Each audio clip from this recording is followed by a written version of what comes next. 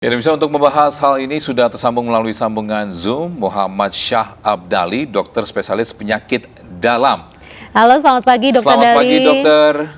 Halo, selamat pagi. Ya, dokter, ini suhu di Arab Saudi mencapai sekitar 43 hingga 44 derajat. Artinya kan ini sangat panas sekali. Lalu apa sih sebenarnya yang harus diwaspadai ketika cuaca sangat panas tersebut? Ini terutama bagi kesehatan para jamaah. Ya, baik. Ya, jadi memang ini tantangan ya setelah 2 tahun jemaah haji tidak bisa melakukan ibadah haji, sekarang dibuka tapi cuacanya di sana ekstrim, sangat berbeda jauh dengan Indonesia. Nah, kalau memang suhunya ekstrim panas seperti 30 derajat sampai 40 derajat, di mana kalau kita 20 sampai 30 maksimal ya. Kalau di sini bisa sampai di atas 40, maka ada beberapa resiko yang mungkin terjadi. Yang paling sering itu adalah yang kita katakan heat stroke ya. Jadi heat stroke itu ya semacam ketidakmampuan badan kita ya untuk melakukan pengontrolan suhu tubuh ketika suhu tubuh lingkungannya itu ekstrim sekali ya. Biasanya dia tuh suhu badannya bisa lebih dari 40 derajat Celcius ya, tanpa pasien itu mengalami kayak berkeringat banyak gitu. Jadi ada dehidrasi yang tidak dirasakan.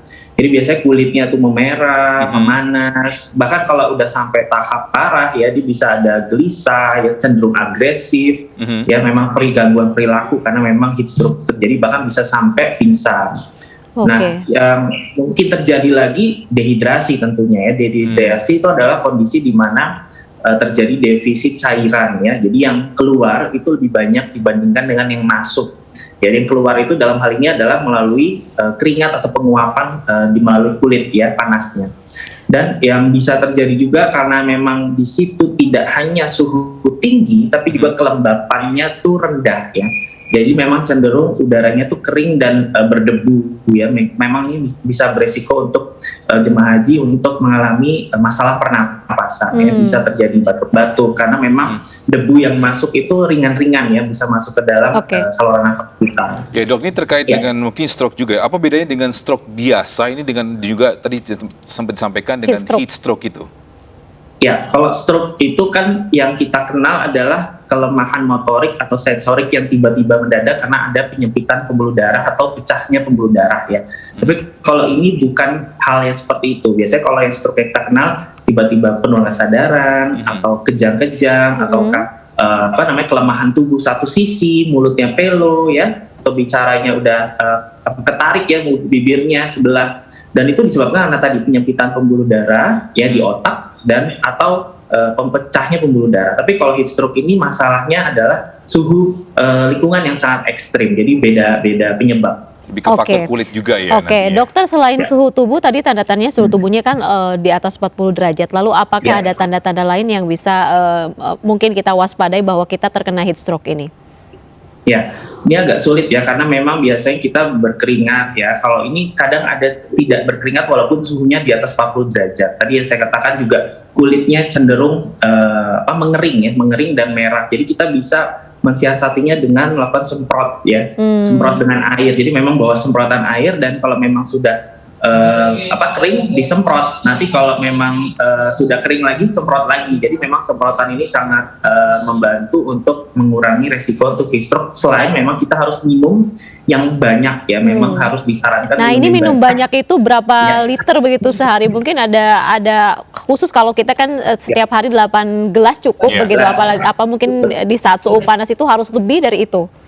Betul, ini memang harus lebih dari 2 liter ya, karena memang kondisi di sana memang sangat ekstrim sehingga terjadi penguapan yang tidak disadari, insensible water loss kita sebut, dan itu memang harus disiasati dengan mengkonsumsi air putih yang lebih banyak daripada kebutuhan cairan biasa. Tapi ada beberapa kondisi di mana misalkan jemaah haji mengalami gagal jantung ya, gagal jantung di mana memang dibatasi cairannya oleh dokter yang merawat biasanya, maka harus dibatasi cairan. Jadi itu memang bisa konsultasikan dulu ke dokter yang biasa merawat sebelum pergi ibadah haji. Saya boleh minum sampai sebatas apa. Artinya heat stroke ini juga berbahaya atau beresiko pada orang-orang yang memiliki penyakit bawaan seperti itu ya dokter ya? Betul sekali. Maka dari itu memang perlu fisik yang prima untuk sebelum jemaah haji itu melakukan ibadah haji. Tapi ada range usia mungkin siapa saja, usia-usia mana yang rentan terkena heat stroke ini? Ya, memang populasi yang beresiko itu adalah lansia dan bayi ya. Jadi kalau lansia itu karena memang jemaah haji itu lebih banyak lansia, dan di mana lansia itu merupakan populasi yang cenderung lemah untuk melakukan adaptasi terhadap lingkungan karena terjadi penurunan fungsi tubuh pada lansia pada semua organ. Itu beresiko untuk terjadinya heat stroke. Selain itu juga orang yang dehidrasi atau memang tidak terbiasa dengan cuaca panas itu juga beresiko untuk terjadinya heat stroke. Jadi memang harus hati-hati.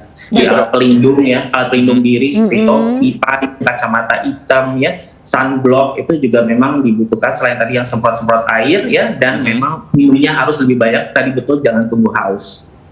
Ya, itu Oke. tadi sempat sampaikan juga ya, saya penasaran juga, selain mungkin harus minum banyak pun juga, tadi kan sempat disampaikan juga harus ada lotion apa itu juga penting juga ya, Dok ya? Lotion tabir surya Lebih ya. ke sunscreen ya, lebih ke sunscreen yang minimal SPF 15 ya. Jadi memang untuk memproteksi kulit kita. Oke, dokter, tapi ada tips khusus mungkin untuk para jamaah lansia yang dimana tadi resikonya cukup tinggi terkena heat stroke ini?